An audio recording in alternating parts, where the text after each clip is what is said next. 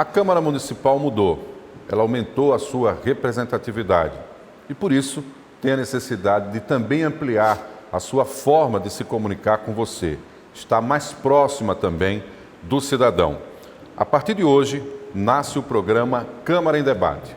É um programa onde nós estaremos conversando com todos os vereadores da Câmara, cada um a seu tempo, terá o seu momento para apresentar suas bandeiras, suas propostas e, principalmente, os projetos para a cidade. No programa de estreia, estamos recebendo o presidente da Câmara de Vereadores de Maceió, vereador Galba Neto, do MDB. Eleito para o seu terceiro mandato, tem uma missão: tornar a Câmara ainda mais transparente. Galba, obrigado por aceitar o nosso convite para esse Câmara em Debate. É possível que, naturalmente, ainda em função de todas essas formas de comunicação que nós temos, existam pessoas que não conheçam um pouco da sua própria trajetória. Acho difícil, mas é importante a gente contar um pouco sobre isso. Quem é Galba Neto? Bom, Marcos, primeiro agradecer a oportunidade, é um prazer, essa forma pioneira que nós estamos tentando implantar para que a sociedade conheça um pouco mais o trabalho do seu parlamentar, da nossa Câmara Municipal. Eu acho que vai ser um momento, um espaço de grande prazer para que a gente possa contribuir e trazer um pouco mais de transparência, de informação para toda a sociedade maceiense. Mas o Galba Neto é um jovem que entrou na política ainda muito cedo, de uma forma até um pouco sem muito planejamento, despretensiosa, apesar de muitos imaginarem que não, porque, lógico, eu já represento uma história política grande, iniciada pelo meu avô há muitos anos atrás, e para muitos isso poderia soar como uma questão natural, né? Vai passando de pai para filho, para neto, mas muitas das situações em que eu associava a ausência, inclusive dessas figuras que eu tenho como grande exemplo, que tanto admiro, que era meu avô e meu pai, me faziam muito ter a ausência deles por conta da política. Então, muitas vezes eu rechacei essa possibilidade, mas de uma forma muito natural, sem nenhuma pressão. Isso foi acontecendo, foi amadurecendo dentro da minha vida e hoje tenho o grande prazer de continuar, poder representar a sociedade maceiense, tendo essa confiança da população já no meu terceiro mandato e hoje ainda mais com essa responsabilidade um pouco mais aumentada, podendo conduzir a casa, chegando ao posto de presidente, sendo reconduzido com muito prazer, e aqui eu tenho muito a agradecer a todos os nossos vereadores, os 25 vereadores que me reconduziram por unanimidade, de forma inédita na história da Câmara de Maceió. Então, é uma situação que ela vem naturalmente acontecendo, me trazendo muito prazer, mas logicamente aumentando essa responsabilidade que a gente tem de sempre estar fazendo o nosso melhor e representando bem a nossa sociedade. Então, esse é o jovem Galba Neto. É esse detalhe que eu queria abordar também. Sua formação é em Direito, né? Você é formado em Direito. Isso. Teve uma passagem também aqui fora da Câmara no PROCON, né? Onde você também teve essa possibilidade de atuar. Como família, hoje você tem pai de 3 filhos, é isso? 3 filhos lindos, os maiores presentes que a vida me deu. Sou muito orgulhoso, sou um pai babão. E tenho certeza que a maior realização que eu já tive, que já fiz, que já tive até hoje na minha vida, são essas 3 figurinhas que me trazem a felicidade, o ânimo, a motivação necessária para que a gente continue no nosso dia a dia, desenvolvendo as nossas atividades. Eu quero muito poder que no futuro os meus filhos olhem para tudo que o pai deles representou e sintam muito orgulho. Então eu acho que também isso é um grande motivador que eu tenho. Agradecer muito a minha esposa por ter me dado esse belo presente, a mulher da minha vida, aquela que me ajudou a construir também tudo que tenho hoje. Então é essa forma como eu sempre gosto de lidar. Sou muito família, me emociono quando falo da minha família, porque eu tenho certeza, Marcos, que nada teria sentido se eu não conseguisse construir a minha base principal, sólida, que é a minha família. Então, aproveitando essa parte, já que lidando com 3 temperamentos diferentes, porque cada filho tem a sua personalidade, isso talvez tenha lhe ajudado, Galba, a conduzir a casa de modo não só democrático, mas principalmente sabendo ouvir, Você passou por uma primeira eleição, já que no seu terceiro mandato você foi eleito para o biênio, 2021-2022, de forma antecipada, de acordo com o próprio regimento, já fez a sua próxima eleição para 23 e 24. Isso. E com uma situação bem diferente. 25 votos a 0 depois de uma eleição muito disputada, de 14 a 11, teve vitória, mas como você conseguiu ali administrar tantas diferenças, correntes ideológicas diferentes em torno desse projeto, que é exatamente da Câmara Municipal? Eu acho que a própria experiência dentro do parlamento, Marcos. Eu tive, já nesse terceiro mandato, passei por grandes provações, grandes testes aqui na casa, e dentro dessa situação, até um pouco lá atrás, quando a gente entra um pouco mais empolgado, né, com aquele vigor da juventude, muitas das vezes até um ímpeto, você aprende a lidar com essas situações para que isso não passe a ser um problema, não passe a ser um dificultador. E essa convivência dentro do parlamento, que é tão plural, que tem tantas divergências nos campos ideológicos, elas fazem com que a gente amadureça e aprenda a conviver. Saber que em determinadas situações, e muitas vezes você vai precisar ter um bom diálogo, uma boa interação com seus pares para que as relações e as vitórias elas aconteçam. Você não consegue chegar a lugar nenhum no parlamento sem o diálogo, sem a conversa, né, sem a aproximação, sem o convencimento. Então, isso eu acho que me ajudou a construir essa personalidade, essa maturidade necessária de ser uma pessoa que procura conviver da melhor forma possível, respeitando a todos, entendendo as diferenças, né? E, logicamente, eu acho que a principal palavra dessa relação como um todo é o respeito. Eu respeito muito a todos, assim como eu gosto de ser respeitado também. Então, eu acho que isso conseguiu evidenciar para todos a nossa intenção dentro da casa, que era fortalecer, que era favorecer aos projetos de todos. A gente sabe que muitos aqui chegam com grandes expectativas, com muitos projetos, e a gente quer realmente que a parte administrativa da casa, que a estrutura do Poder Legislativo, ela favoreça esses projetos, porque aqui estão os 25 escolhidos pela sociedade maceiense. A parcela da população que escolheu esses representantes, ela se sente representada. Então, eu, quando aqui passo a ter essa postura de respeito, de proporcionar a eles essa possibilidade de se pronunciar, de ter o seu espaço, de colocar seus projetos em práticas, eu não estou só favorecendo aquela figura individualmente, o vereador. Eu estou aqui favorecendo a diversidade e ao desenvolvimento da nossa população, da nossa sociedade, é o respeito que eu tenho com o meu mandato e com a sociedade maceiense que nos elegeu. Você foi eleito pelo MDB, o seu candidato, o seu grupo político foi derrotado na eleição. Ainda assim, dentro desse processo político de construção na Câmara, você contou e conta com o apoio do prefeito JHC. Como é que você administra isso e, ao mesmo tempo, trabalha para manter a independência do Poder Legislativo? Marcos, eu acho que o processo eleitoral, naturalmente, ele tem as disputas, eles têm as situações que colocam em xeque planos de governos e projetos para a cidade, e a partir do momento que aquele projeto passa a ser o projeto vitorioso, nós temos que torcer para que esse projeto ele seja exitoso. Eu estou torcendo pelo êxito da minha cidade. Então, passado o processo eleitoral, os palanques desarmados, a gente teve a oportunidade de ter uma boa conversa, um bom diálogo com o prefeito JHC, que entendeu também as nossas expectativas e o nosso perfil dentro da Câmara Municipal. Ele já tinha confidenciado a mim, que acompanhava um pouco da nossa história aqui dentro, né, se colocou à disposição. Eu disse a ele, né, que tinha uma pretensão de tentar ser presidente da casa. Ele entendeu que naquele momento era um perfil que também poderia favorecer a toda a estrutura e o que ele pensava no projeto de governo, e também passou a apoiar essa situação. Então, foi muito republicano da parte do prefeito, não ficar limitado às questões partidárias. Ele entendeu e identificou as pessoas, entendeu e identificou as características de cada um. Então, nós até hoje, né, estamos aí nessa aproximação, tendo grandes identificações. Espero que essas identificações elas não se limitem ao campo pessoal. Eu torço muito para que isso traga grandes resultados para a sociedade, para a nossa cidade, né? E é por isso que a gente vai lutar. É nisso que eu acredito, é isso que eu enxerguei no governo do prefeito que hoje eu apoio, que é o prefeito JHC, e eu acredito que é também o que ele identificou na nossa administração e na possibilidade que nós tínhamos naquela época de poder presidir a casa, de ser um facilitador, de ser um elo de ligação entre todas as demandas necessárias que precisavam ser aprovadas pelo Legislativo para que a cidade conseguisse se desenvolver. E é assim que nós vamos lutar e vamos continuar desenvolvendo as nossas atividades aqui.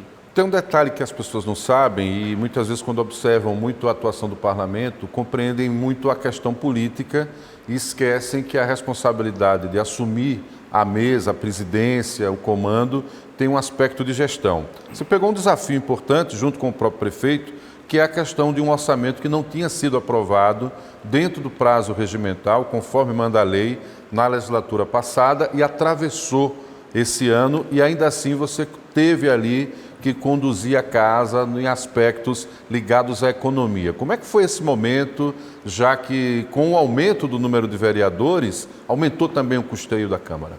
É um desafio extra, Marcos. Eu, nos meus 2 primeiros mandatos, praticamente que integralmente fui um vereador de oposição. Então, não tão muito ligado a essa parte administrativa. Tive até uma oportunidade, num primeiro mandato, né, de fazer parte de uma mesa com o antigo presidente, mas naquele momento não se tinha tantas atribuições. A atribuição, o foco, a forma como o presidente, inclusive regimentalmente, ele tem algumas atribuições e responsabilidades dentro da casa, ela é muito mais desafiadora. Então, a partir do momento que você tem essa oportunidade e ganha a mesa diretora, que a eleição é feita no dia da posse, você não tem um período de transição, de conhecer administrativamente a casa, saber em que situação estava sendo colocada até o final do ano anterior. Então, é um desafio maior. Como acontece no Executivo, por exemplo. O Executivo ele ganha a eleição em meados de outubro, né? Esse ano que passou, infelizmente, teve uma situação atípica por conta da pandemia, foi um pouco mais à frente a eleição, mas mesmo assim você tem um mês e meio, 2 meses para você fazer a transição, conhecer o terreno que você vai pisar e passar a se planejar. O Legislativo não. A gente tem esse desafio administrativo e você assume a casa já com todas as responsabilidades e, como diz a história, né, trocar o pneu com o carro andando. Você vai seguindo, se inserindo dentro dessa parte administrativa, mas com as responsabilidades chegando e tendo que praticar atos desde o seu primeiro momento na casa. Então foi um desafio ainda maior. Nós tivemos também essa situação de ter que acumular, né, mais um desafio, que foi a questão do orçamento, que não foi aprovado no ano anterior. Isso traz, logicamente, uma discussão e uma responsabilidade ainda maior. Foi uma situação que foi um grande desafio, porque novos vereadores, todos querendo se posicionar, querendo entender um pouco do orçamento. As questões da própria casa, que existia sim um desafio muito grande administrativo, e foi tido um incremento no número de vereadores e com isso teve um aumento das despesas. Essas despesas fazem com que você, tendo um orçamento enxuto, passe a ter um déficit. E dentro desse déficit você tem que procurar se adequar. E como eu disse a você, a gente não tinha como fazer o reconhecimento desse terreno antes de assumir. Então nós assumimos, entendemos as situações, as dificuldades e estamos aí, depois desses 6 meses, com muita intensidade, tentando trazer o nosso melhor resultado e ainda fazendo muitas adequações e sendo um grande desafio. Mas acredito que com toda a participação e o apoio de todos os vereadores, da nossa mesa diretora, a gente vai conseguir superá-los e fazer o nosso melhor dentro da parte administrativa da casa. Quando o assunto é economia, a Câmara tem divulgado nos seus sites, nas suas páginas, né, institucionais, que houve uma economia já nos primeiros 3 meses de 1.900.000. Para alguns, pode sugerir que isso é dinheiro em caixa. Isso é dinheiro em caixa ou é dinheiro que deixou de ser gasto? Marcos, infelizmente não é dinheiro em caixa, né? Nós gostaríamos de ter dinheiro em caixa para fazer novos investimentos, criar momentos diferentes, modernizar o nosso poder para cada dia que passa a sociedade ter uma representação ainda melhor. Mas não é o que acontece. Nós tivemos sim que fazer uma contenção de despesas. Isso é um dinheiro que estava aprovisionado. Existia uma previsão para que se fosse gasto por conta dos contratos e de todas as despesas e de custo com o pessoal, porque é uma coisa que você já tem como planejar.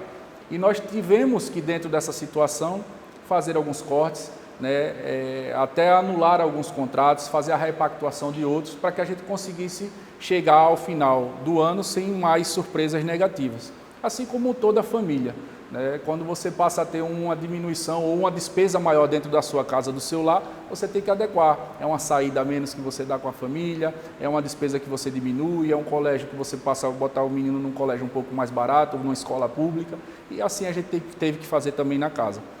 Melhorar as situações, conter as despesas, cortar alguns contratos, repactuar outros, diminuir, né, despesa inclusive com o pessoal, deixar de nomear alguns cargos que até hoje, inclusive, a gente não tem a grade 100% preenchida, que é uma das preocupações que nós temos e ainda de forma prudente, nós ainda permanecemos com essa situação, até que a gente tenha segurança suficiente dentro desse planejamento para começar a avançar dentro de um orçamento factível que nós podemos ter até o final do ano. Bom, esse prédio que nós estamos é um prédio alugado e a Câmara veio para cá em função de que o prédio anterior, na Praça Deodoro, à época, não acomodava todos os vereadores. E a partir daí passou a existir um outro custo, né, que é o custo de manutenção dos vereadores com gabinetes externos, gabinetes fora da casa. É verdade que entre as questões de economia que estão já dentro desse seu plano aí administrativo, está previsto também a volta desses vereadores para esse prédio aqui onde nós funcionamos no bairro de Jaraguá. Todos os gabinetes funcionarão aqui? Verdade. Presidente. Inclusive até para, não só pela questão da economia, que é primordial hoje nessa situação administrativa, mas pela própria interação. Isso melhora bastante a relação dos vereadores, a interação com os pares, o acesso às informações, Marco, toda a parte da nossa casa administrativa, legislativa, nossa técnica legislativa, ela é presente dentro do prédio da casa, então isso facilita o trabalho legislativo do vereador. Ele vai ter acesso maior e mais facilitado a todos esses setores. Ele vai conseguir conversar com os vereadores para tirar alguma dúvida, defender as pautas, fazer uma pesquisa de campo sobre alguma proposta que ele, porventura, já esteja imaginando de apresentar. Isso vai facilitar para ele entender a compreensão, pegar um pouco de opinião de alguns vereadores um pouco mais experientes. Enfim, eu acho que essa interação, essa aproximação, ela vai ajudar demais ao desenvolvimento do Legislativo e vai nos trazer como consequência uma economia necessária nessa situação de orçamento tão enxuto. O senhor já falou mais de uma vez sobre a situação da pandemia, situação mundial, e muitos dos segmentos tiveram que se adaptar a essa realidade. Como é que a casa se adaptou a essa realidade pandêmica, de cuidados? Como é que está funcionando a Câmara de Vereadores? Eu acho que a Câmara ela se adaptou até muito rapidamente e bem. Nós conseguimos, né, isso já desde do ano passado, foi implantado as sessões remotas, o que possibilitou, né, os vereadores, até aqueles que tinham um pouco mais de risco, naquele primeiro momento que eram identificados como grupo de risco, né, poderem participar da sessão sem se expor, sem ter que se deslocar, ou seja, através da via remota. Esse foi um meio que até hoje nós estamos a utilizar. Nós estamos conseguindo implantar isso também em outras atividades, a exemplo das reuniões das comissões, que passaram muito tempo, inclusive, sem acontecer, por conta também dessa situação da pandemia. E hoje, com essa modernização, eu acho que acabou sendo um mal que veio a trazer uma situação que vai beneficiar o futuro do Poder Legislativo. Criou um novo ritmo de produção. Criou um novo ritmo.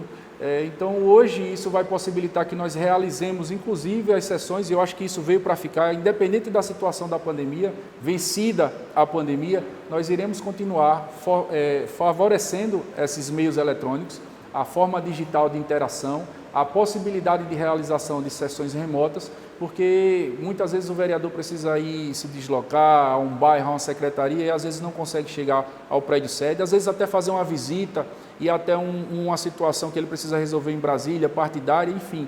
E isso, às vezes, impossibilitava ele de participar da sessão.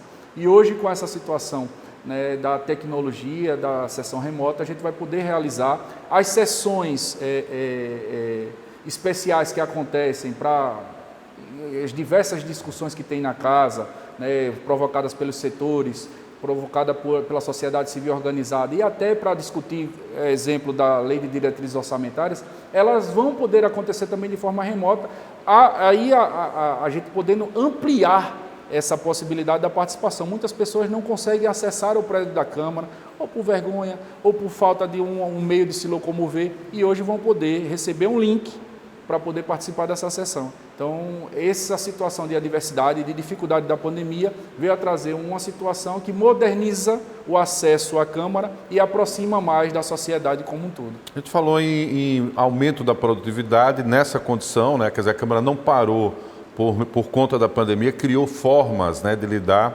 e, ao mesmo tempo, nesse primeiro semestre, teve aí a aprovação de um projeto de lei que reduz o recesso parlamentar, então vai ter mais trabalho também. Como é que foi essa discussão, já que esse assunto era um assunto tabu em várias legislaturas e passou aqui dentro da casa? É isso, Marcos. Eu acho que a Câmara ela vive esse novo momento. Foi um projeto apresentado por um vereador independente, o vereador Leonardo Dias. E, teoricamente, quando eram pautas apresentadas por vereadores que não tinham uma bancada tão grande, que não tinham essa sinergia ou essa aproximação com as bancadas de governo, isso tinha uma grande dificuldade de prosperar. E não foi o que a gente enxergou nessa proposta, pelo contrário, teve-se uma grande discussão, teve uma boa interação, inclusive uma adaptação do projeto, a solicitação dentro dessas conversas que aconteceram nos bastidores, dessa interação e da forma como hoje existe esse diálogo muito enriquecedor com os vereadores, e a proposta final foi uma proposta que foi abraçada por todos. Então se entendeu naquele momento que a diminuição do recesso, ela facilitaria a Câmara ter uma produção maior, a ter mais dias de trabalho, a conseguir participar mais de forma efetiva dentro do ano legislativo, dentro desse ano legislativo favorecendo a mais discussões e conseguindo ter um resultado melhor. Então, todas as vezes que a gente tiver uma discussão que é levantada por um vereador e que tem esse respaldo e que tem um entendimento que vai ser melhor para a nossa sociedade, isso tende a prosperar e é o que aconteceu por unanimidade, foi aprovado, nós tivemos a diminuição e espero que esses dias sejam bastante aproveitados para que a gente tenha bons resultados para a nossa sociedade. Há pouco nós falamos da questão envolvendo o apoio da Casa ao Executivo e vice-versa, do Executivo também em relação à Casa. Também no primeiro semestre, o relatório das atividades indica a aprovação do cartão Bolsa Escola Municipal, que é aprovado dentro do contexto também da realidade da pandemia. Como foi essa discussão e, obviamente, a importância do cartão do bem, como ele tem sido chamado? Eu acho que foi uma das discussões, se não a mais proveitosa e a que trouxe maior realização e felicidade para todos os vereadores. Você poder trazer, num momento de dificuldade, um vetor de facilitação e de incentivo para que as mães, para que as famílias tenham segurança alimentar e possam levar os seus filhos a ter um aumento de conhecimento até uma unidade de ensino, Marcos. A educação, ela tem que, de todas as formas, ser sempre muito bem incentivada, favorecida. Porque através de uma sociedade educada, através de uma sociedade instruída, que nós teremos uma sociedade melhor, que nós poderemos buscar e tentar alcançar uma evolução. Então, a partir do momento que a gente tem mecanismos que facilitem esse maior acesso à educação e, logicamente, tendo como consequência essa sociedade um pouco mais bem preparada, a gente tem que incentivar. Então, todas as vezes que nós tivermos alguma prática, alguma situação, algum projeto que parta de onde partir, independente de ser do executivo ou não, e que venha a favorecer a nossa sociedade, nós iremos aqui encampar, abraçar e aprovar com o maior prazer. E ainda mais quando envolve a questão da educação. Ela tem esse estímulo, ela tem esse viés que faz com que seja um facilitador, que tenha um ânimo a mais de todos os vereadores, de todos os parlamentares para aprovar. Porque entendem que a sociedade mais bem preparada, mais bem capacitada, mais bem educada, ela vai poder, inclusive, escolher melhor os seus representantes. E isso vai fazer com que cada dia que passa essa evolução seja uma constante. Ela entre nessa vertente, né, de crescimento, esse vetor de desenvolvimento e não mais pare, não mais regrida. E é por isso que a gente tem essa grande satisfação de, nesses 6 primeiros meses, ter o Bolsa Escola Municipal aprovado, porque, inclusive, levou Maceió a um dos patamares e de vetores de matrículas de 6 anos atrás. Então, nós conseguimos não só vencer o ano da pandemia, mas também elevar o nível de matrícula de 6 anos atrás. São mais de 50 mil alunos matriculados na rede de ensino. E tenho certeza que isso vai trazer consequências muito proveitosas para a nossa cidade. De acordo com o registro feito pela Câmara, no próprio lançamento do Cartão do Bem e a discussão sobre a educação, o prefeito tem dividido e convidado também os vereadores a participar. Vocês estavam no lançamento do Cartão do Bem, acompanharam agora recentemente uma discussão sobre uma reforma numa escola no Vilagem Campestre e há uma mudança de conceito que está em discussão aí, que envolve uma escola mais acolhedora. Isso é mais importante, principalmente depois desse período pandêmico, onde tanta gente ficou dispersa, presidente? Sem dúvida, Marcos. Eu tenho certeza que será um grande desafio em todos os setores pós-pandemia para que a gente retorne a uma certa normalidade. Mas a questão da educação e das crianças que passaram tanto tempo, quando a gente fala em escola, a gente sempre remete muito à questão da criança, mas a gente também sabe que tem os jovens e adultos. Mas nesse momento, falando especialmente sobre as crianças, eu tenho certeza que esse período de isolamento ele vai trazer sérias consequências para toda essa geração futura.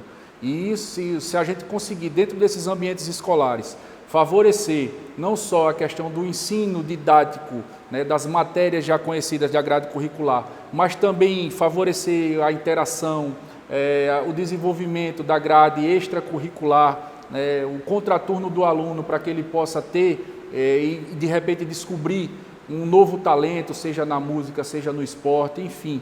Eu acho que não só pela questão de descobrir os novos talentos, mas da interação, do retorno à convivência, porque o ambiente escolar, ele prepara na educação, não só na educação das matérias, mas na educação do comportamento, da convivência do cidadão, da nossa população brasileira. Então, acho que é muito importante e a escola vai ter um papel fundamental nesse retorno à nossa normalidade.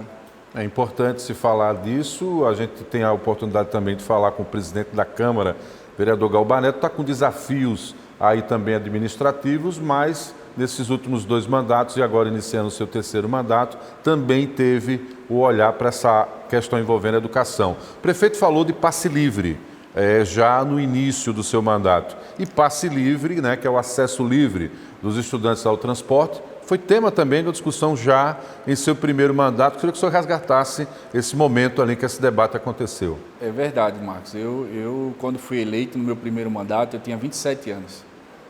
Assumi e já tinha completado 28. E, como eu lhe disse, eu tenho convicção de que a educação ela é o principal meio transformador de uma sociedade. Então, o que é que adiantava nós termos, e era o que acontecia à época, porque a gente tinha levantado esses dados, unidades de ensino que não atendiam à sociedade. Nós tínhamos uma grande necessidade de vagas em partes da cidade, especialmente na parte alta da cidade, né, e não tínhamos vagas suficientes para atender essa demanda. E na parte baixa, né, do meio da cidade, do centro para baixo, nós não tínhamos alunos suficientes para preencher as vagas. Então, a ideia inicial do passe livre era favorecer o acesso do aluno às unidades de ensino.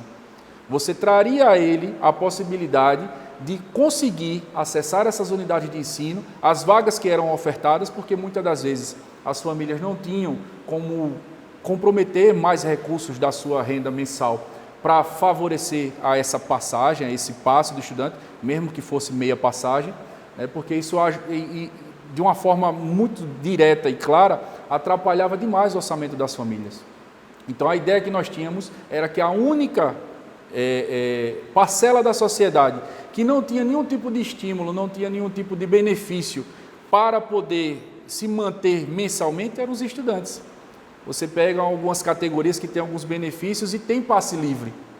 Eles têm algum salário, ele tem algum benefício, mas eles têm o passe livre. E os estudantes que não têm nenhum tipo de benefício, não têm nenhum tipo de renda, não tinham esse passe livre. Então, nós tínhamos essa ideia que era para acessar as unidades de ensino, mas ela conseguiu evoluir durante a apresentação do projeto, que nós também, na apresentação dele, e tinha isso no corpo, no todo do projeto, mostrando também que isso favoreceria a grupos de estudo, acesso a bibliotecas, ou seja, era um meio do estudante se locomover para conseguir ter mais acesso, formar grupos de estudo e conseguir se desenvolver ainda mais na educação. Então, eu tenho convicção que o passe livre também é um grande vetor de desenvolvimento, ele vai trazer também, ser mais um facilitador nessa questão do aluno poder acessar as unidades de ensino, junto com Bolsa Escola Municipal. Eu tenho convicção também que o nosso prefeito vai abraçar essa causa, vai trazer essa discussão para a Câmara, porque aí sim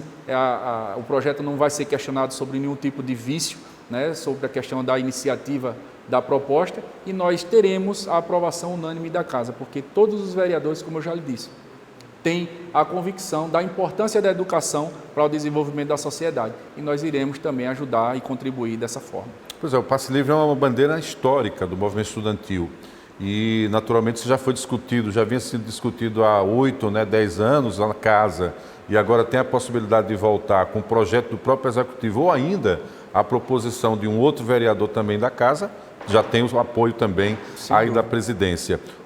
Agora teve algumas questões envolvendo o seu mandato, uma causou até polêmica com determinado setor aí do mercado, que foi a lei de combate ao som alto. Os empresários que trabalham com equipamento sonoro para carro, acreditavam que podiam ser afetados também pela proposta e naquele momento eu me lembro que o senhor percorreu a imprensa aí para falar sobre isso, convenceu os vereadores a aprovar esse projeto. De fato, como é que está essa questão da lei que impede o som alto e que vinha sendo um problema nos bairros, presidente? Marcos, ela no projeto sua autoria, né, diga-se de passagem.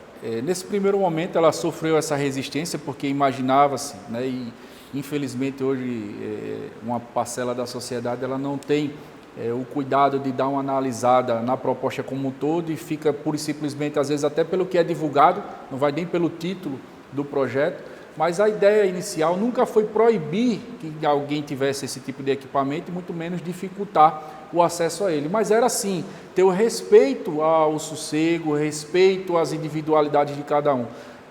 Muitas vezes maus usuários desse tipo de equipamento pegavam esse tipo de som e iam para a porta da casa de pessoas que tem uma pessoa idosa, que tem uma criança recém-nascida, que tem uma pessoa doente, enferma, e ligavam na maior das alturas. E o nosso projeto, ele regulamentava a utilização desse equipamento. Você pode utilizar, desde que seja dentro do seu ambiente privado e não incomode a sua vizinhança, as pessoas que não querem ter esse tipo, né, de perturbação dentro do seu ambiente, principalmente do ambiente do seu lar, do seu domicílio.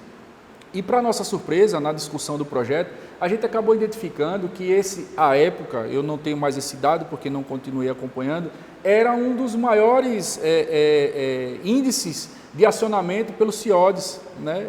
Então, a polícia militar, é caso de polícia, né? Som alto é caso de polícia. Então, as maiores reclamações, os maiores acionamentos das viaturas, das guarnições de polícia durante, principalmente o fim de semana, eram associadas à má utilização desse equipamento.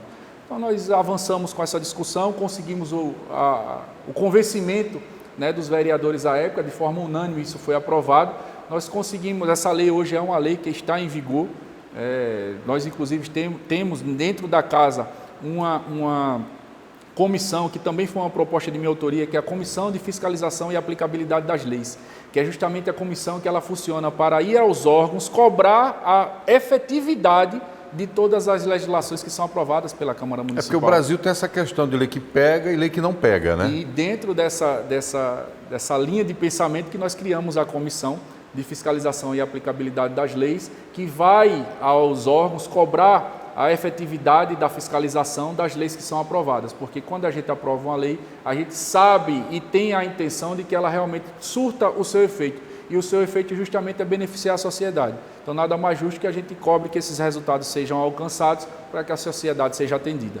Um detalhe importante também aqui da sua passagem, dessa presença aqui na Câmara de Vereadores, envolve um projeto que acabou com a chamada verba de enxoval, né? Eu me lembro que quando a minha primeira filha foi nascer, tem um enxoval. Enxoval é aquelas peças que você compra ali para criança. Como é que era a verba de enxoval para o vereador? Marcos, que já é tão bem remunerado assim. E era justamente esse o meu pensamento. Se todos nós, antes de termos a honra de representar a sociedade maceiense, já tínhamos a capacidade de nos vestir, né, de conseguir nos deslocar, de conseguir ter uma boa apresentação, seja em que local fosse. E aí o exemplo que eu usei à época, qual o funcionário que no primeiro dia que era admitido para uma nova oportunidade de trabalho, recebia um valor para, vou te dar esse dinheiro para no próximo dia que você vier, você está contratado, mas no próximo dia você comprar uma roupa para vir se apresentar legal. Qual o funcionário? Então, não tinha justificativa, era, além de totalmente imoral, não era ilegal à época, mas eu não concordava. E eu tive a iniciativa de fazer essa proposta. Apresentei, com todo aquele ímpeto da juventude, o meu primeiro projeto na Câmara Municipal de Maceió, logicamente com alguma resistência, mas nós tivemos, dentro desse poder de diálogo, do convencimento, da boa relação, conseguimos comprovar para os vereadores a intenção do nosso projeto, a falta de justificativa que se tinha, porque à época, não só pela questão que eu te disse, da não justificativa, porque nenhum outro funcionário que era contratado recebia um dinheiro para se apresentar bem no outro dia no seu ambiente de trabalho, mas as questões legais que nós questionávamos sobre a verba.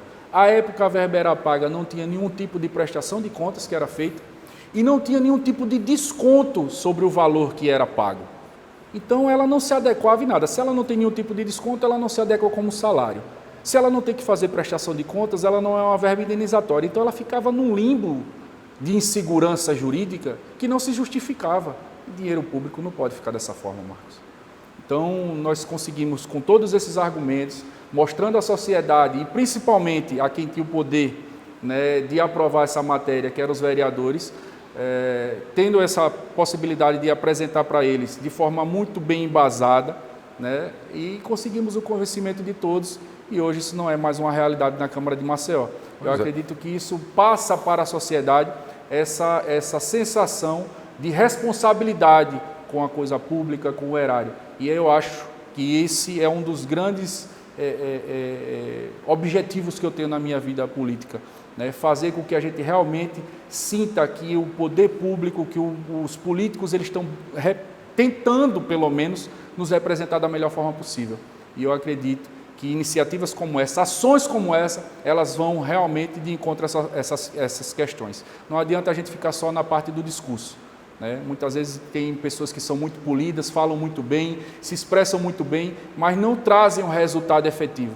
E eu acho que com ações a gente consegue respaldar muito mais a nossa intenção, seja em que campo for, mas principalmente dentro da política. Mas principalmente no momento em que a sociedade cobra transparência, né? O Ministério Público cobra transparência, a Câmara tem seu portal da transparência, né, para apresentar dados, valores são utilizados, quer dizer, uma verba não ser prestada a contas realmente era algo que estava fora da realidade. A gente fez uma pesquisa justamente para reconhecer e identificar outras propostas que se tornaram, né, efetivamente em leis, apresentadas também pelo hoje presidente da Câmara de Vereadores, Galba Neto, que na verdade é tão vereador quanto qualquer outro, né, é uma questão de cargo, como ele bem coloca, mas é uma casa de iguais. O que foi o IPTU Verde? O que é o IPTU Verde? O IPTU Verde, Marcos, a gente também, foi uma das bandeiras do nosso mandato, é a responsabilidade, a conscientização, né, com o meio ambiente.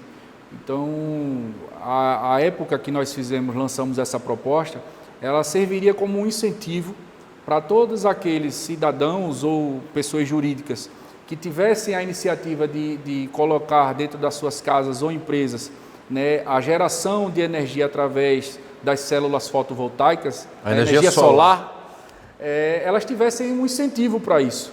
Então, nada mais justo. Hoje você, quando pode adquirir um carro que é híbrido, né, esses carros com motores elétricos, você já tem um incentivo através disso do IPVA.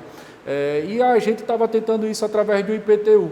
Nós poderíamos ter, de uma forma mais limpa, mais consciente, de uma responsabilidade ambiental muito maior, a geração de energia, e isso traria para o cidadão que, logicamente, fizesse esse investimento, que é um investimento hoje, infelizmente, ainda alto, conseguisse ter um pouco desse retorno, ou um incentivo para que ele implantasse esse tipo de geração de energia através de um desconto no IPTU. Então, nós conseguimos essa aprovação, estamos lutando por essa regulamentação, porque, infelizmente, né, são etapas, tem, né, essas necessidades de cumprir essas etapas, de avançar em cima dessas etapas. É uma renúncia de receita, por isso ela foi um projeto de indicação. Se fala em renúncia, tem que ser compensada de alguma maneira? Tem que ser compensada de alguma maneira, e isso também tem que ser abraçado pelo Executivo. Por isso que tem que ter essa sinergia, tem que ter essa sintonia nas situações, nas propostas que são apresentadas. E é isso que nós estamos tentando fazer com que prospere na nossa cidade, para ser mais uma ideia aí de conscientização ambiental e de responsabilidade com o nosso meio ambiente. Como eu sei que já estudei um pouco dessa questão da célula fotovoltaica, da energia solar, há alguns excedentes, quem sabe a contrapartida do cidadão poderia, de repente, ceder alguns quilowatts para a iniciativa pública. Eu estou dando ideias aqui, mas eu não sou vereador. O vereador é o Galba Neto, está aqui ao meu lado, que também apresentou uma proposta que tem um caráter humanístico muito grande. Quando eu pesquisei, encontrei aqui também, que é um projeto em relação à transferência da praça dos taxistas para os herdeiros. Quer dizer que isso não acontecia se o proprietário da praça, ou taxista, por qualquer razão, às vezes até por casos de violência, né, os que foram registrados, viesse a tombar, a família perderia a fonte de renda? Era isso que acontecia? Exatamente isso que acontecia, Marcos. E a família passaria, além de ter a perda daquele ente querido, perderia todo o seu sustento, toda a sua fonte de renda. Então era uma perda dupla. E nós tínhamos vários relatos de familiares, de representantes, né, da categoria que tinham exemplos muito claros dessa situação e das dificuldades que a família passava a partir desse momento. Então isso logicamente nos tocou, fez com que nós procurássemos outras práticas que já aconteciam no Brasil afora, adaptamos para a nossa realidade, né, local da nossa cidade e fizemos a apresentação da proposta. Né, foi aceita, foi aprovada. Então hoje é um alento ou uma dificuldade a menos que a família passa, quando infelizmente tem a perda daquelas figuras que muitas vezes são arrimo de família, ela passa a ter a possibilidade, né, de ter algum dos herdeiros ou a esposa ou os filhos assumirem essa praça para poderem ainda assim não perderem a renda da família e tentarem reconstruir as suas histórias. Teve um outro projeto aqui também com perfil Olhar Social, que é a questão da requalificação dos cobradores de ônibus, já que a tecnologia, né, aí com a adoção e ampliação também do cartão Bem Legal, naturalmente afeta essa categoria, uma vez que o cidadão não estará mais com dinheiro dentro do coletivo, e sim com o próprio cartão. O que é esse projeto? Como é que isso foi aprovado? Como é que na prática pode ser executado para preservar empregos também? Isso foi uma das coisas que surgiu dentro da minha casa. Eu tinha uma funcionária que ela tinha me relatado que algumas vezes tinha tentado acessar o ônibus e não conseguia porque ela não tinha o cartão. E aquela linha de ônibus que estava atendia a ela não tinha mais cobrador. E a gente começou uma grande pesquisa sobre essa situação e identificamos que 60% das linhas já não mais rodavam com cobrador. Ou seja, sem nenhum tipo de regulamentação, de autorização, eles já estavam fazendo isso de forma velada. Então nós tivemos esse cuidado de conversar, de pesquisar. Infelizmente, não conseguimos realizar as audiências públicas porque nós já estávamos num ano de pandemia. E uma das situações também que veio a facilitar e a incentivar a evolução desse projeto, Marcos, era justamente a não circulação do papel moeda.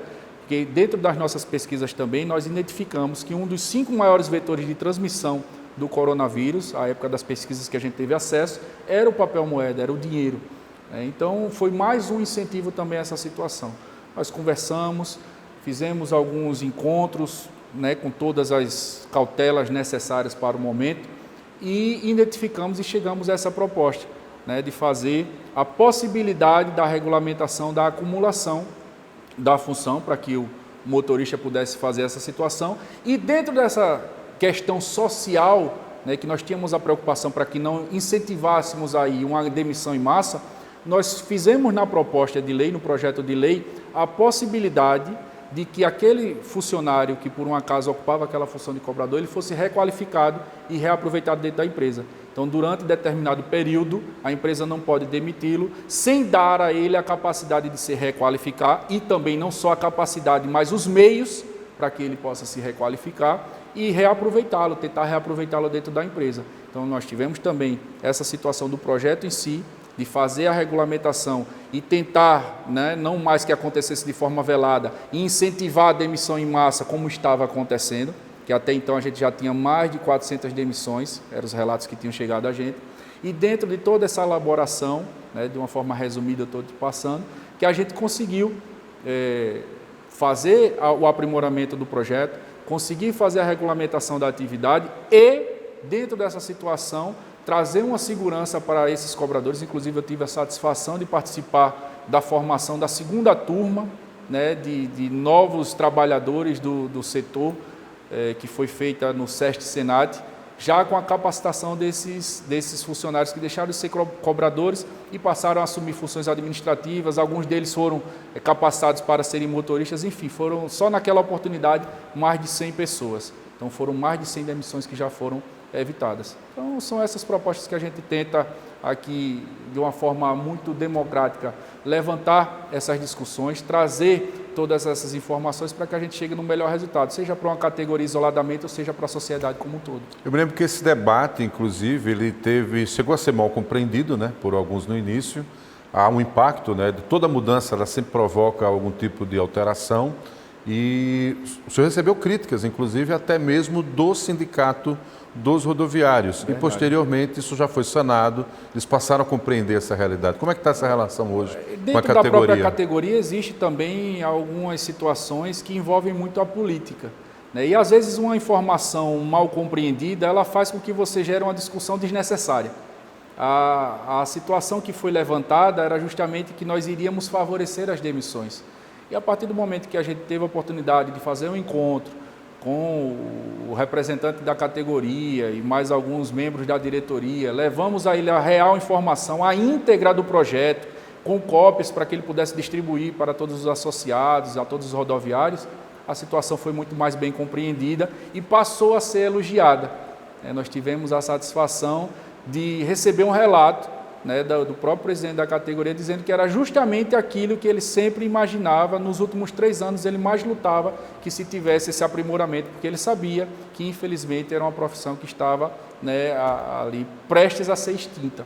Então, dentro dessa modernização que o projeto possibilitou, ela trouxe uma segurança maior e facilitou essa qualificação desses profissionais. Há um detalhe importante, né, pesquisando mais sobre esse assunto, que o próprio Tribunal Superior do Trabalho passou a reconhecer uma atividade de acumulação, né, do motorista e em detrimento da dispensa do cobrador. Não existia nenhum tipo de proteção, então. Excelente, Marcos. Você até me relembra uma situação. O projeto inicial, nós tínhamos uma proposta inicial que ela vedava a acumulação. Posteriormente, com a demora do projeto na tramitação ordinária da casa e do ano atípico da questão da pandemia, existiu essa regulamentação através de uma aprovação, né, do Tribunal Superior do Trabalho. Então, essa situação fez com que nós tivéssemos que readequar o projeto para que ele não morresse por vício de inconstitucionalidade nas comissões. Foi feita essa adequação e dentro dessa situação da previsão legal, do novo entendimento do tribunal, nós conseguimos a aprovação já com o projeto modernizado e com ele feito toda a adaptação necessária. Então, essa situação também, né, da questão legal que nós tivemos que, dentro da discussão como um todo, fazer essa adequação. Pois é, até o judiciário, né, já reconhecia que a categoria estava em extinção. Então, pela primeira vez, a Câmara conseguiu trazer esse debate importante, então. Outro projeto que na pesquisa apareceu para nós é o projeto do protocolo de Manchester.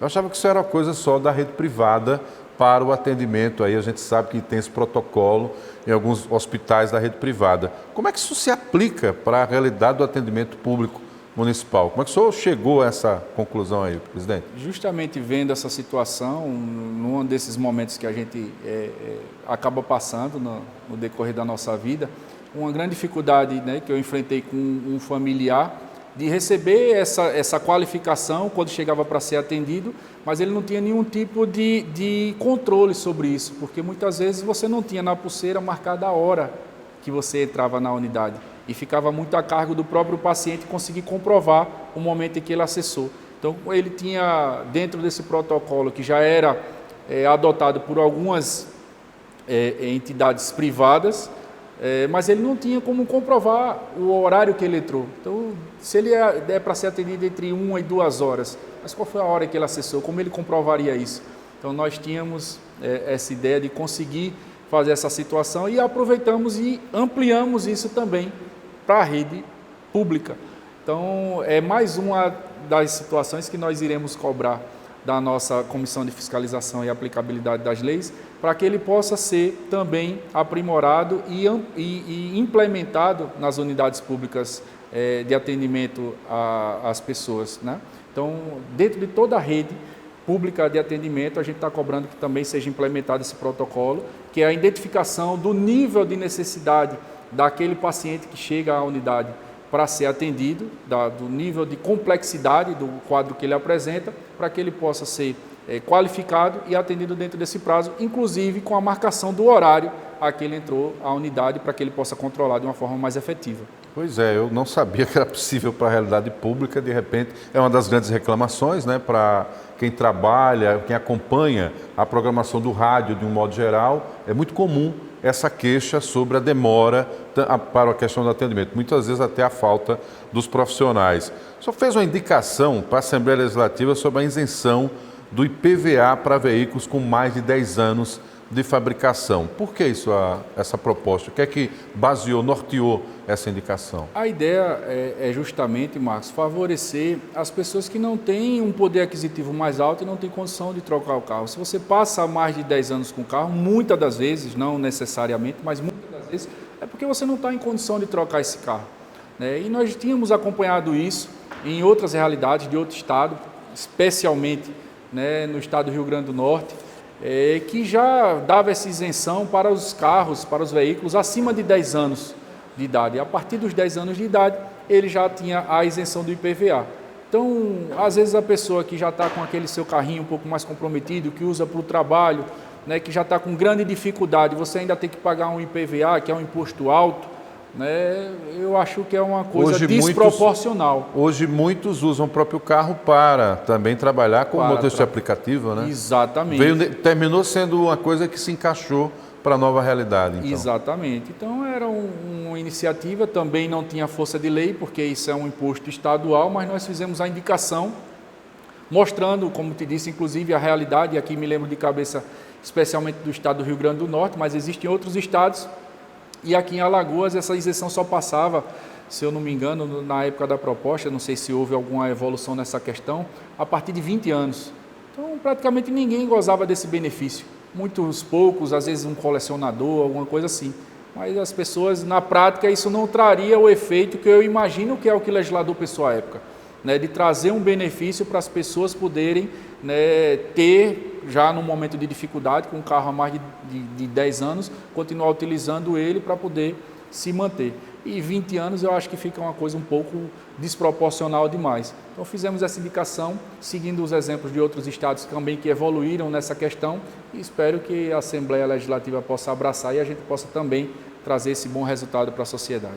Você falou, presidente, dessa questão de saber que acontecia também em outros estados. Quer dizer que há uma troca de informações na atividade parlamentar, hoje a internet, o acesso à informação, de saber o que é que está dando certo, o que é que está acontecendo Brasil afora e tentar adaptar para a realidade. Isso é muito comum? É muito comum, mas principalmente para quem gosta de pesquisar, para quem gosta de se informar. Eu sou bastante curioso, dentro da minha atividade eu procuro fazer o meu melhor, e quando a gente já começa a ter algumas limitações de ideias, de inovações, a gente começa também a buscar as boas ideias Brasil afora. Então, dentro dessas pesquisas, de algumas leituras, de algumas informações que chegam, a gente vai buscando as melhores, né, que se adequam melhor à nossa realidade e tentando implantar também na nossa cidade. Então, é próprio de quem quer dar o seu melhor, de quem quer desenvolver da melhor forma a sua atividade. É sempre estar procurando inovar, estar procurando se capacitar e se informar da boa informação para trazer o melhor resultado para a nossa sociedade. Voltando para essa sua nova realidade, a realidade de presidir o Poder Legislativo, o que é que você espera deixar de legado como a sua atividade? Já que a gente falou de questões administrativas, avançamos aí no seu aspecto atuação, né, com projetos com olhar social, mas como presidente, o que você espera deixar de legado para a Câmara Municipal de Maceió? Eu acho que é a pergunta mais difícil que eu tenho de responder hoje, viu, Marcos? Porque está em construção, né? Está em construção e eu não sou muito de focar pura e simplesmente numa questão. Eu acho que o legado que a gente pode deixar é justamente uma consequência de um bom trabalho. O que eu posso afirmar para toda a minha sociedade, para os meus pares, para todos aqueles que confiaram em mim, é que eu vou me esforçar muito para fazer o meu melhor. E que se dentro desse melhor a consequência for um bom trabalho e isso possa deixar uma boa lembrança, eu já vou estar muito satisfeito. A gente abordou temas, projetos. O senhor tem projetos para o futuro? Já está para voltar aí agora o segundo semestre. Tem alguma perspectiva nesse período de recesso, nas andanças? Foi possível já visualizar e vislumbrar algum projeto para o futuro? A gente tem muita coisa boa por vir. Eu acho que essa parte da interação, de voltar a buscar, a tentar ajudar a nossa sociedade a ter um ritmo natural, normal e continuar se desenvolvendo é principal. Nós temos uma cidade que ela é encantadora, que está aí figurando como um dos maiores destinos, né, do Brasil nessa retomada à vida normal. E nós iremos, logicamente, tentar, dentro dessa situação, favorecer cada vez mais para que a nossa sociedade se desenvolva. A nossa cidade ela passou um período de letargia muito grande, de muita dificuldade. São muitas dificuldades, principalmente na parte de infraestrutura. E a convicção de que a nossa casa, dentro das possibilidades que nós temos, dentro das boas proposições que os vereadores têm, de ajudar que a nossa sociedade tenha essa retomada, eu acho que ela é fundamental. Então, a sociedade maceioense tem a convicção que a nossa Casa Legislativa, a nossa Câmara Municipal, ela vai estar empenhada em fazer o seu melhor, em continuar representando bem a toda a sociedade, porque nós precisamos cada vez mais diminuir os transtornos causados por esse período de pandemia e fazer com que essa retomada ela seja um período engrandecedor, que todos nós retornemos melhor à normalidade para que a gente tenha um desenvolvimento e uma vida cada vez mais harmonizada. Presidente, o senhor herdou um orçamento que não foi seu, teve que trabalhar até a aprovação com 1/6, né, 1/12, né, do que era o orçamento da legislatura passada, conseguiu ainda assim fazer economia e no segundo semestre, pelo chamado prazo regimental, é possível que já entre na pauta e iniciem-se aí as discussões sobre o orçamento e, consequentemente, o próprio duodécimo da casa. É a pauta principal, possivelmente, do segundo semestre? Ela é uma pauta muito importante. Uma das, né? Uma pauta muito importante. E eu tenho convicção de que nós não iremos mais ver na realidade do Legislativo o que nós vimos, o que nós, infelizmente, tivemos que enfrentar nesse início de ano. Eu não vou me permitir ultrapassar o final do ano sem que nós tenhamos o orçamento aprovado para que nós possamos planejar e projetar o futuro de Maceió.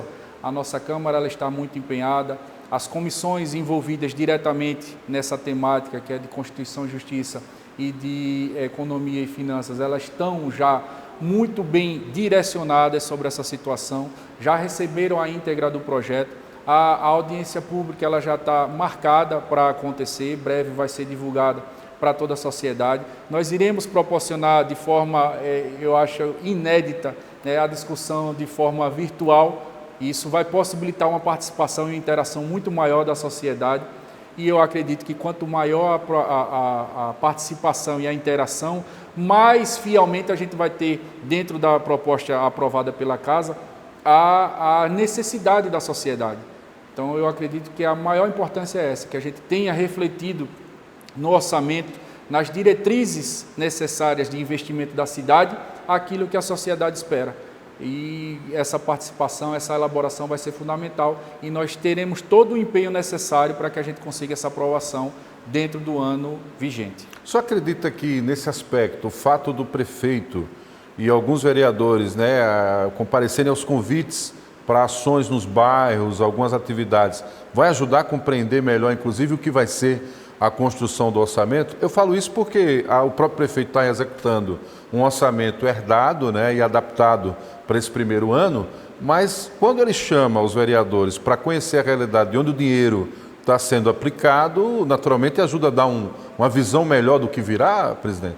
Sem dúvida.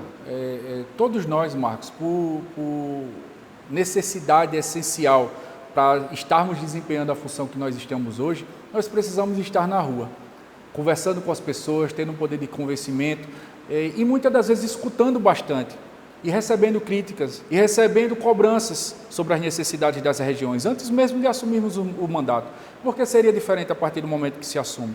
Então eu acho que é uma das principais ações e formas de condução que o parlamentar deveria ter era sempre manter de uma forma constante um contato direto com a sociedade, independente de um evento, independente de uma solenidade. Você está sempre participando, conversando com um vizinho, com uma categoria, enfim, com um bairro a qual você representa, que você se identifique mais, porque é ali que nós iremos escutar as dificuldades que são passadas diariamente pelas pessoas que convivem, pelas pessoas que utilizam o bairro, pelas pessoas que têm as necessidades, pelas pessoas que passam pelos momentos difíceis, e é essas situações que a gente precisa trazer e materializar nas discussões da casa e achar os resultados para que isso passe a não ser mais uma dificuldade, para que a gente passe a ser a solução, ou pelo menos tentar ser a solução dessas grandes problemáticas que a cidade enfrenta. Pelo que eu acompanho do Legislativo Municipal, uma pauta que é recorrente, que há uma demanda social, inclusive por conta do crescimento da cidade, o senhor conhece também a parte alta, né, uma região onde a sua família já tem uma atuação, o senhor mesmo conhece bem essa realidade, é para onde Maceió está se expandindo. Mas tem algumas áreas em Maceió, como o centro e outras tantas. No centro é mais pela questão do abandono, né? Alguns prédios ficando vazios. E no caso da parte alta e outras áreas, é o chamado crescimento, às vezes, desordenado. O plano diretor é algo que entra também nessa pauta do segundo semestre, algo que a sociedade pode esperar. Queria que o senhor desse uma palavra sobre isso. Exatamente, Marcos. E é uma questão mais que urgente, porque o plano diretor, que findou, né, a última revisão dele, era válida até o ano de 2015, nós ainda não tivemos a possibilidade de acessá-lo. Então é uma situação que nós iremos também, né, cobrar para que seja enviado o mais rapidamente possível pelo Executivo, porque é uma temática importante para que a gente planeje a Maceió que a gente quer, uma Maceió que tenha um desenvolvimento, né, consciente, um desenvolvimento ordenado, né, que não passe por essa questão de estar se expandindo desordenadamente. Nós já temos aí um problema a mais nessa questão de expansão da cidade, por conta do afundamento dos bairros que nós estamos tendo hoje. São 3, né, quase 4 bairros, praticamente todos, 60 mil famílias tendo que ser deslocadas, muitas delas com um ritmo de vida e com um clima que se assemelha mais à convivência que nós temos na parte alta, não gostam muito do ritmo de vida e da forma como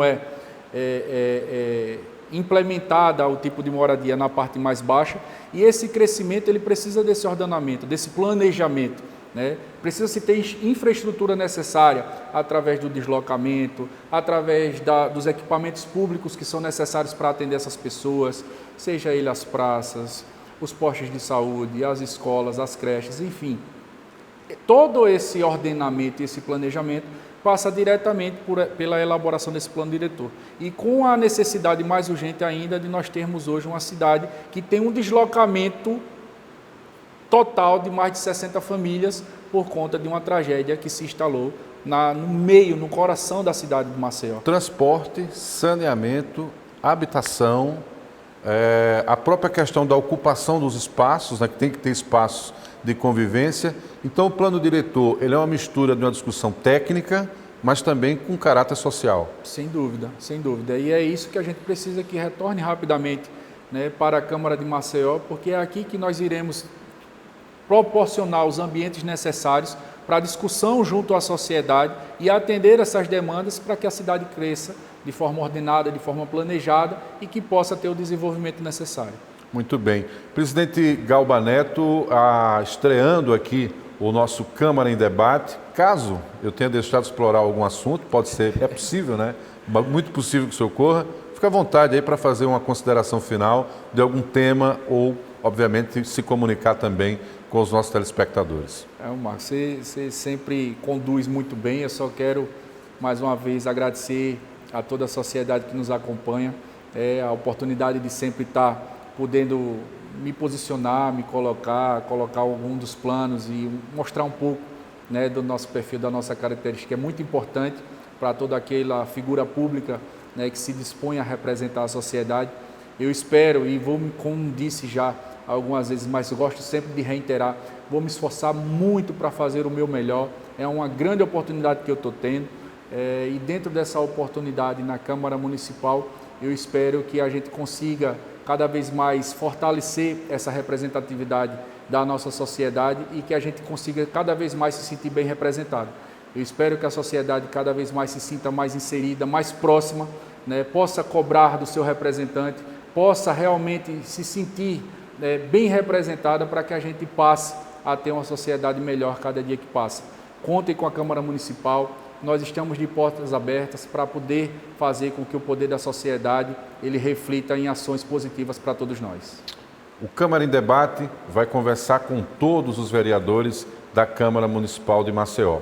A ideia é que você conheça cada vez mais os vereadores, para que você conheça cada vez mais a sua cidade e que você possa interagir sempre com o que há de melhor, que é exatamente o seu representante, qualificando esse debate e também proporcionando aí uma discussão de nível qualificado que possa melhorar a sua qualidade de vida. Você pode acompanhar todos os nossos programas pelas redes sociais, interagir também com a Câmara de Vereadores, todos os assessores dos vereadores acompanham também as redes sociais e é a grande oportunidade de você continuar acompanhando e conhecendo também a Câmara Municipal de Maceió. Até o próximo Câmara em Debate.